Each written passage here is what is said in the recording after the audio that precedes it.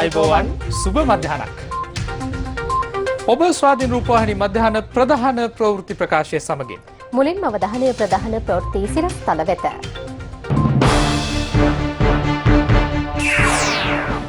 වසර 24කින් නිම වූ ගුරුවැටුප් විෂමතාව. ගෑස් පිපුරුණාට වන්දි දෙන්න ලිට්‍රෝ සූදානමින්. 12 සිට 15ට හෙට සිට විදින කොරෝනා එන්නත. පොල් සහ කුළුබඩු අපනයනයෙන් ඩොලර් මිලියන 1400ක්. ලෝකයේම හොල්ලන ප්‍රංශයේ අලුත් ප්‍රභේදය.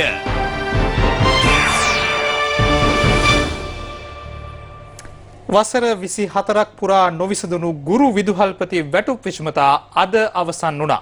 ගුරු විදුහල්පති වැටුප් විෂමතා ඉවත් කිරීමට අදාළ චක්‍රලේඛය නිකුත් කිරීමත් සමගයි එම ගැටලුවට අද විසඳුම් ලැබුණේ. වසර 24ක් පුරා පැවති ගුරු විදුහල්පති වැටුප් විෂමතාව රට පාලනය කළ රජයන් රැසක් අපහසුතාවට පත් කළා. ඒත් ඒ කිසිදු රජයකට වසර 24ක් පුරා පැවත එන මෙම ගැටලුව විසඳා ගැනීමට නොහැකි වුණා. ගුරුවරුන්ද විදුහල්පතිවරුන්ද ඒ වෙනුවෙන් විවිධ අරගල කළා. රජයන්ද එම අරගල වලින් දැඩි අපහසුතාවයන්ට පත් වුණා.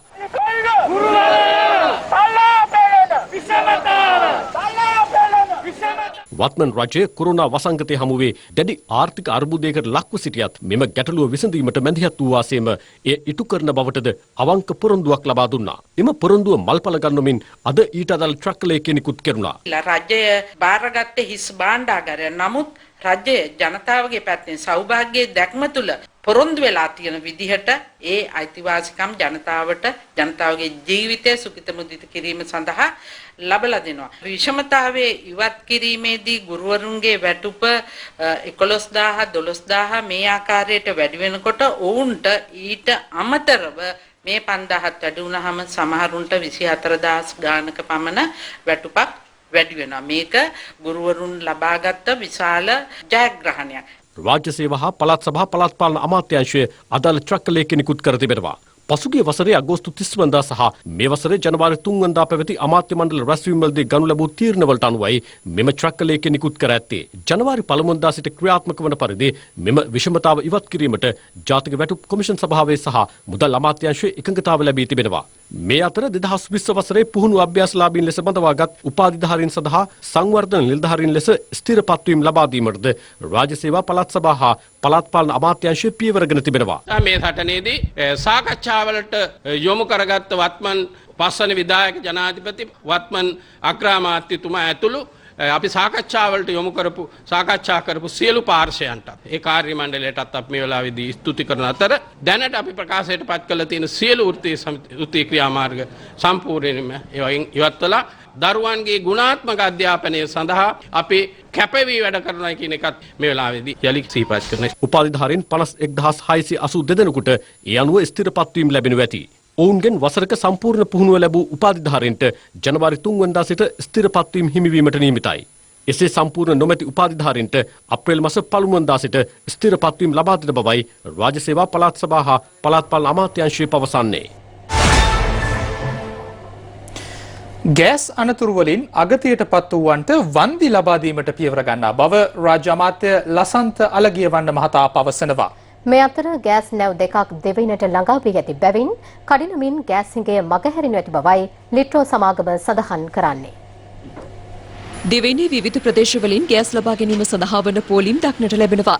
ගෑස් සිලින්ඩර පරීක්ෂා කිරීමේ කටයුතු වැඩි කර ඇති බැවින් ගෑස් නිකුත් කිරීමේ යම් ප්‍රමාදයක් සිදුවීමද ගෑස් හිඟයට හේතු වී ඇති බවයි අදාළ සමාගම් පවසන්නේ. ගෑස් නෞකා දෙකක්ම මේ වන විටත් දෙවයිනට ළඟා වී තිබෙනවා. ඒ අනුව ගෑස් හිඟය කඩිනමින් මගහැරෙනු ඇති බව ලිට්‍රෝ ගෑස් සමාගම අවධාරණය කරනවා. ලාබ් සමාගම පවසන්නේ අත්‍යවශ්‍ය භාණ්ඩයක් ලෙස සලකා ගෑස් ආනයනය සඳහා යම් ඩොලර් ප්‍රමාණයක් වෙන් කළ යුතු බවයි. පසුගිය දිනවල දිවයිනේ විවිධ ප්‍රදේශවලින් ගෑස් සම්බන්ධ අනතුරු වාර්තා වුණා. මින් අලාභ සිදු වූ අයට වන්දි ලබා දීමට අවධානය යොමු කර ඇති බව රාජ්‍ය අමාත්‍ය ලසන්ත අලගියවන්න මහතා පවසනවා.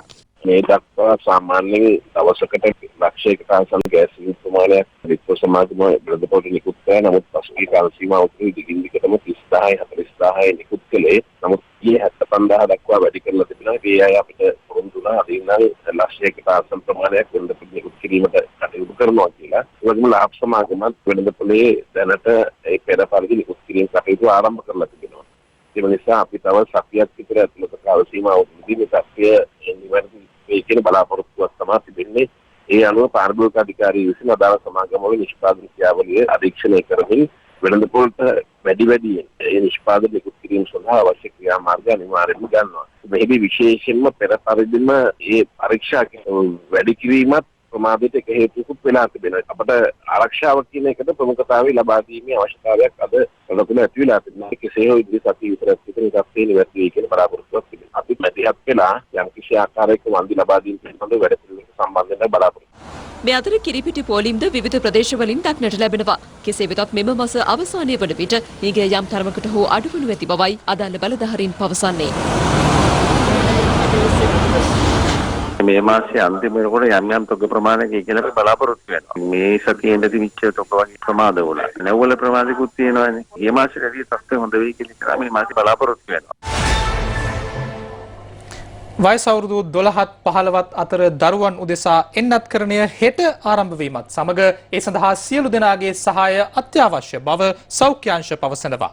දරුවන්ගේ පාසල් කටයුතු නොකඩවා පවත්වාගෙන යාමට එන්නත්කරණය වැදගත් බවයි ඔවුන් පෙන්වා දෙන්නේ.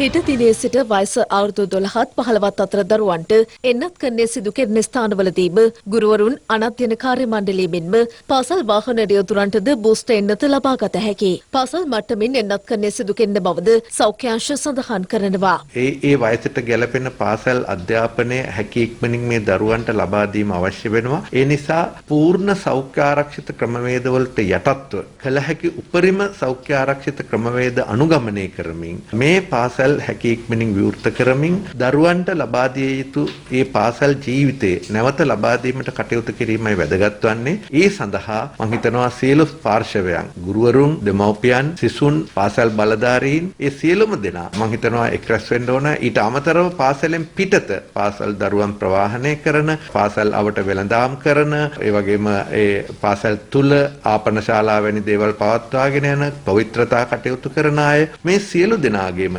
සහයෝගය මේ සඳහා අවශ්‍ය වෙනවා. ඒ සියලු දෙනාම එකතු වෙලා මේ අවශ්‍ය කරන පරිසරය ගොඩනගා ගත්තොත් ඔය රෝග අවදානමකින් තොරව මේ දරුවන්ට ලබා දිය යුතු පාසල් අධ්‍යාපනය ලබා දෙන්න පුළුවන් වෙයි කියලා මම හිතනවා. ඊයේ දිනය වන විට කොරෝනාවට එරෙහි කුමන හෝ එන්නතක පළමු මාත්‍රාව 1,59,96,826 දෙනෙකු ලබාගෙන තිබුණා. දෙවන මාත්‍රාව ලබාගෙන ඇති සංඛ්‍යාව 1,38,537,537ක්. 41,98,427 දෙනෙකු බූස්ටර් එන්නත ලබාගෙන තිබෙනවා.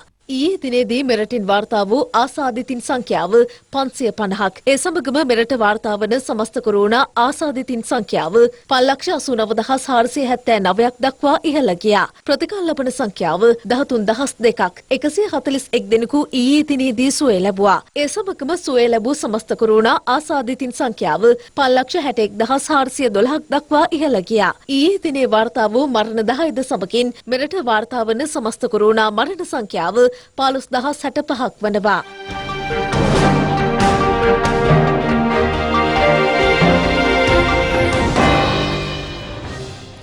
කොටදෙනියාව ප්‍රදේශයෙන් අතුරුදන්ව සිටි පිරිමි දරුවන් දෙදෙනා හමු වී ඇති බව වාර්තා වෙනවා. ඔවුන් දෙදෙනා මීරිගම නගරයේ සිටියේදී හමු වී ඇති බවයි වාර්තා වන්නේ. මෙම දරුවන් දෙදෙනා අතුරුදන් වූයේ මීට මාසකට පමණ ඉහතදී. ඔවුන් සොයා ගැනීමට පොලිසිය අවස්ථා කිහිපයකදීම මහජන සහායද පැතුවා. ලබන සඳුදා සිට සියලු සිසුල් පාසල් වෙත කැඳවීමට අවශ්‍ය සියලු සෞඛ්‍ය ආරක්ෂිත පියවර ගෙන ඇති බව ස්වාධීන රූපවාහිනී 7 වෙනි පැය වැඩසටහනට එක්වෙමින් නියෝජ්‍ය සෞඛ්‍ය සේවා අධ්‍යක්ෂ ජෙනරාල් වෛද්‍ය ජී විජේසූරිය මහතා සඳහන් කළා. ලබන සඳුදා ඉඳන් සමස්ත පාසල් පද්ධතියේම පාසල් දරුවෝ සියලු දෙනාම පාසල් යන්නට පටන් ගන්න දිනේ. පාසල් ආරම්භ වුණාට පස්සේ මේ වගේ පරීක්ෂා කිරීම සිදු කරනවද? මහජන සෞඛ්‍ය පරීක්ෂකතුමන්ලා ඇතුළු පිරිස පාසලට එනවද? වැඩපිළිවෙලක් සකස් කරලා තියෙනවා.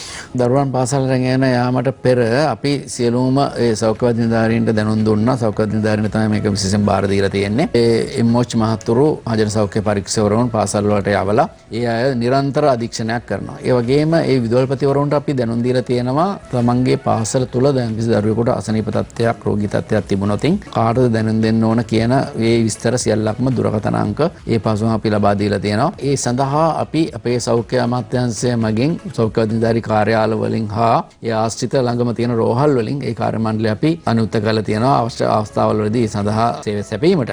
ඊට අමතරව අපේ රෝහල් පද්ධතියට අපි දැනුම් දීලා තියෙනවා ඕනෑම මොහොතක එන ඕනෑම රෝගියෙකුට ඒ අවශ්‍ය පරීක්ෂණ උදාහරණයක් කරගත්තොත් PCR පරීක්ෂණ සහ ඇන්ටිජන් පරීක්ෂණ. පෞද්ගලිකාංශයේ මේ එක පරීක්ෂාවක් සඳහා සෞඛ්‍ය අමාත්‍යාංශය මගින් යම්කිසි නියාමනයක් කරලා PCR පරීක්ෂාවක් සඳහා උපරිම රුපියල් 6000යි ගන්න පුළුවන්. ඒ වගේම ඇන්ටිජන් පරීක්ෂාවක් සඳහා අපි රුපියල් 2000යි අය කරන්න පුළුවන්. ඕනෑම අවස්ථාවක අපගේ රෝහල් පද්ධතිය තුලත් මේ ඇන්ටිජන් පරීක්ෂාව සහ PCR පරීක්ෂාව කර ගැනීම සඳහා පහසුකම් සලසලා තියෙනවා. එම නිසා සෞඛ්‍ය අමාත්‍යාංශයේ ඒ සහ රෝහල් පද්ධතිය නිතරම ඒ අධ්‍යාපන ඒ ශාස්ත්‍රය සමග එකට එකතු වෙලා මේ කාර්යය ඉතාමත්ම සුවද අපි කරගෙන යනවා. ජනතාවට මොකද්ද දෙන්න තියෙන පණිවිඩය බොහෝ පිරිසක් බලාගෙන ඉන්නවා. ජනතාවට කියන්න තියෙන්නේ අපගේ රට යම්කිසි ආකාරයකට මේ ලෝකෙම පවතින වූ මේ වසංගත තත්ත්වය සමග අපිත් යම්කිසි අපහසුතාවයකට පත් වෙලා තියෙනවා. මම රාජ්‍ය සේවකයන්ට ප්‍රථමයෙන්ම කියන්න කැමතියි. රාජ්‍ය සේවය අපිට රෝහලේ පවා සේවය කරද්දී අපිට යම්කිසි සීමාවන් සහිතව ආරක්ෂාකාරීව අපි කටයුතු කරන්න ඕන. අපේ සම්පත් ඉතාමත්ම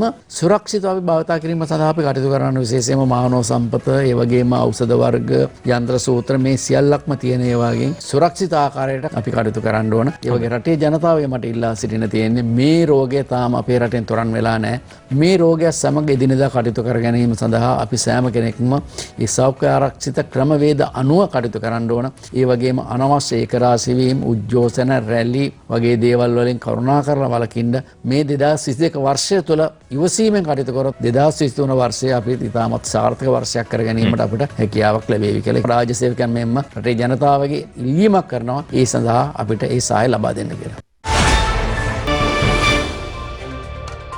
උණ රෝගය වැළඳුණු කෙනෙකු කොවිඩ්-19 සිතා ප්‍රතිකාරවලට යොමු වීමෙන් වැළකී සිටීම හේතුවෙන් ඩෙන්ගු අවදානම වැඩි වෙන්න පුළුවන් කියලා විශේෂඥ වෛද්‍යවරුන් ප්‍රකාශ කරනවා.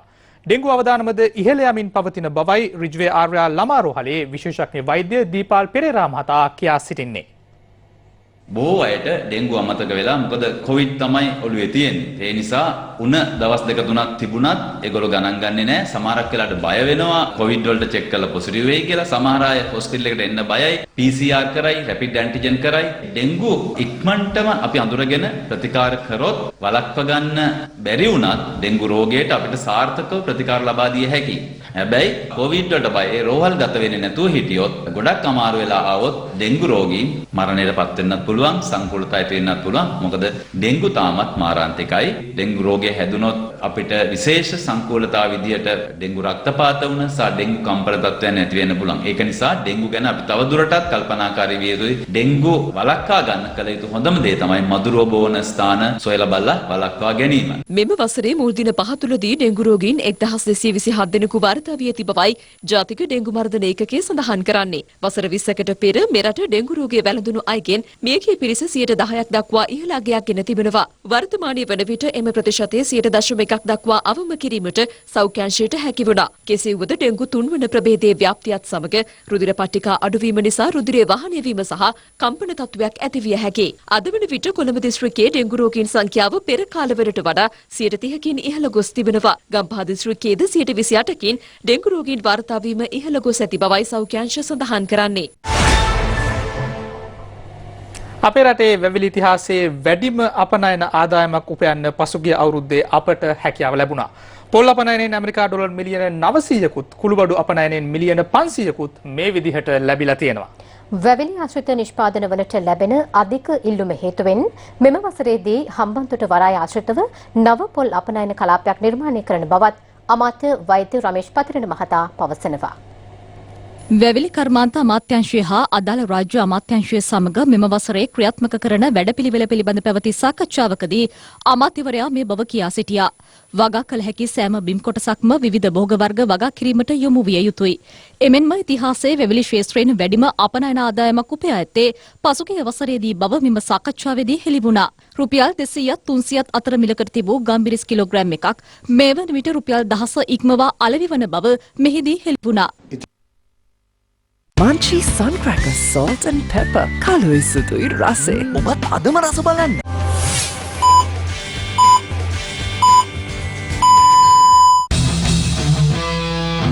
ප්‍රබෝධමත් ජීවිතයකට නෙස්ලේ බූස්ට්.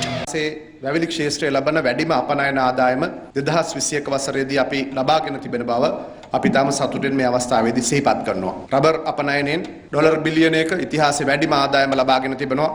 පොල් ආශ්‍රිත නිෂ්පාදන අපනයනෙන් ඩොලර් මිලියන 900කට ආසන්න ඉතිහාසයේ වැඩිම අගය අපි ලබාගෙන තිබෙනවා.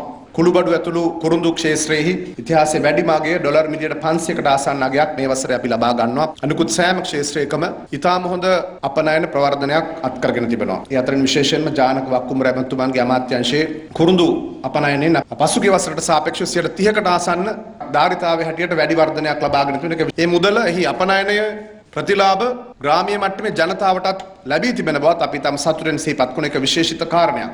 ජානක වක්කුඹුර රාජ්‍ය අමාත්‍යවරයා මෙහිදී අදහස් දක්වමින් කියා සිටියේ කහ අතිරික්තයක් පවතින බැවින් මෙම වසරේදී විදෙස් වෙළඳපොළට කහ යැවීම සඳහා විශේෂ වැඩපිළිවෙලක් ක්‍රියාත්මක කරන බවයි. දේශීය නිෂ්පාදන ගැන ඇතමුන් විශ්වාස නොතැබූ යුගය අවසන් කරන බව සාකච්ඡාවේදී අදහස් දැක්වූ රාජ්‍ය අමාත්‍ය අරුන්දික ප්‍රනාන්දු මහතා ප්‍රකාශ කළා. සමෘද්ධි දීමනාව ඉහළ නැංවීම පිළිබඳ ජනතාව රජයට සිය ප්‍රසාදය පළ කරනවා. අපිට සමෘද්ධි තියෙන 3500යි රුපියල් 1000ක් දෙනවා කියලා තියෙනවා වැඩිපුරෙන්. මේ අවස්ථාවේ රුපියල් 1000ක් හරි වැඩියෙන් හම්බුනොත් රජයට ගොඩක් ස්තුතිවන්ත වෙනවා අපි. වයසක මිනිස්සු දෙන්නෙක් ඉන්නේ ගෙදර.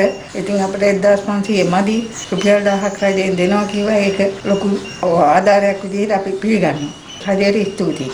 සමෘද්ධිලාභීන් විදියට අපිට යෝජනා කරලා තියෙන රුපියල් 1000ක මුදලක් රජයෙන් දෙනවා කියලා. ඒකට අපි ගොඩක් ස්තුතිවන්ත වෙනවා. රුපියල් 1000 ඉක්මනින්ම ලැබුණොත් හොඳයි කියලා අපි හිතනවා.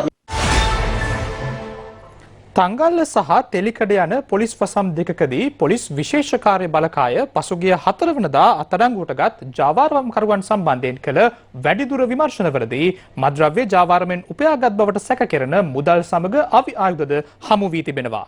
හෙරොයින් මද්‍රව්‍යද ඔවුන් ළඟ තිබී හමු වූ බවයි පොලිසිය පවසන්නේ. පොලිස් විශේෂ කාර්ය බලකායේ මූලස්ථාන කඳවුරට ලැබුණු තොරතුරක් අනුව පසුගිය 4 වන දින තංගල්ල සහ තෙලිකඩ පොලිස් වසම්වලදී මද්‍රව්‍ය ජාවාරම් වලට සම්බන්ධ සැකකරුවන් දෙදෙනෙකු අත්අඩංගුවට ගැනුණා. එක් සැකකරුවෙකු වයස අවුරුදු 32ක සීනිමෝදර ප්‍රදේශයේ පදිංචිකරුවෙක්. ඔහු භාරයේ තිබී රුපියල් 50,14,000ක්, ඒ වගේම රත්රන් ග්‍රෑම් 377යි, මිලිග්‍රෑම් 360ක්, හෙරොයින් ග්‍රෑම් 10ක් සහ මද්‍රව්‍ය ජාවාරම සඳහා භාවිතා කරන ලුබයයි සැක කරන ජංගම දුරකථන එකක් අත්අඩංගුවටගෙන තිබෙනවා. මෙම සැකකරුගෙන් ලැබුණු තොරතුරු අනුව තෙලිකඩ පොලිස් අසමේ ගෝනාපිනොල්ල ප්‍රදේශයේ පදිංචි වයස අවුරුදු 60ක සැකකරුවෙකු අත්අඩංගුවට ගැනුණා. ඔහු පදිංචි නිවස පරීක්ෂා කිරීමේදී පිස්තෝලාවි එකක්, මුදල් රුපියල් 90,28,000ක්, සැටලයිට් පහසුකම් සහිත ජංගම දුරකථන එකක් සහ වෙනත් ජංගම දුරකථන දෙකක් අත්අඩංගුවටගෙන තිබෙනවා. මෙම මද්‍රව්‍ය ජාවාරමට සම්බන්ධ තවත් එක් සැකකරුවෙකු පලා ගොස් තිබෙනවා. ඔහු අත්අඩංගුවට ගැනීම සඳහා අවශ්‍ය මෙහෙයුම් මේ වන විට සිදු කරනු ලබනවා. මෙම සැකකරුවන් විසින් බහුදින මුදු යාත්‍රා උපයෝගී කර ගනිමින් මද්‍රව්‍ය ජාවාරමේ යෙදී තිබෙන බවට මේ වන විට අනාවරණය වෙනවා. වැඩිදුර විමර්ශන කටයුතු සඳහා මෙම සැකකරුවන් සහ අත්අඩංගුවට දේපල පොලිස් මද්‍රව්‍ය කාර්යාංශය වෙත බාර දී තිබෙනවා. ඉදිරි විමර්ශන කටයුතු එම කාර්යාංශය විසින් සිදු කිරීමට නියමිතයි.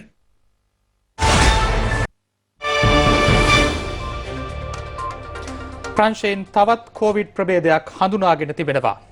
එම නව ප්‍රභේදයේ විකෘතිතා 46ක් ඇති බවත් එය වේගින් පැතිර යා හැකි බවත් අනුමාන කරන බවයි වෛද්‍ය විශේෂඥයින් පවසන්නේ. ලොව සලිත කරමින් ඔමික්‍රොන් ප්‍රභේදය පැතුර යන අවස්ථාවේ තවත් කොවිඩ් ප්‍රභේදයක් ඉස්මතු වීම සම්බන්ධයෙන් වෛද්‍ය විශේෂඥයෝ පවසන්නේ එය ව්‍යාකූල තත්වයක් බවයි. IHU නමින් හඳුන්වා ඇති නව කොවිඩ් ප්‍රභේදය B.1.640.2 නමින් හඳුන්වනවා. මෙවන විට ප්‍රංශයේ ගිනිකුණ දිග ප්‍රදේශයෙන් හඳුනාගෙන ඇති නව කොවිඩ් ප්‍රභේදය ආසාදනය වූ 12 දෙනෙකු හඳුනාගෙන ඇති බවයි ප්‍රංශ සෞඛ්‍යාංශය පවසන්නේ. පළමු ආසාදිතයා බටහිර අප්‍රිකාවේ කැමරුන් සිට පැමිණි අයෙක් බවට හඳුනාගෙන තිබෙනවා. ඔස්ට්‍රේලියානු විවෘත ටෙනිස් තරගාවලියට සහභාගී වීම සඳහා මෙල්බර්න් නුවරට පැමිණ සිටි ලෝවාංකයේ ටෙනිස් ක්‍රීඩකයා වන නොවැක් ජොකොවිච්ගේ වීසා අත්හිටුවීමට ඔස්ට්‍රේලියානු බලධාරීන් කටයුතු කර තිබෙනවා. ඔස්ට්‍රේලියාවට ඇතුළු වීමට අවශ්‍ය රෙගුලාසිය සම්පූර්ණ කර නොමැතිවීමත් කොවිඩ් මර්ධන එන්නත ලබා නොතිබීමත් ඊට හේතු වී ඇති බවයි එරට බලධාරීන් ඔහුට දැනුම් දී තිබෙන්නේ. සිද්ධිය සම්බන්ධයෙන් අදහස් දක්වන ඔස්ට්‍රේලියා අග්‍රාමාත්‍ය ස්කොට් මොරිසන් පවසන්නේ සියලු දෙනාට නීතිය එකසේ ක්‍රියාත්මක වන බවයි. ඒත් සමගින් ස්වාධීන රූපවාහිනී මධ්‍යහන ප්‍රධාන ප්‍රවෘත්ති ප්‍රකාශය මෙතකින් නිමාවට පත් වෙනවා. පස්වරු 1:55 සිට අපගේ පැයෙන් පෑපුවත් එකාශය බලාපොරොත්තු වන්න. ඔබට සුබ දවසක්.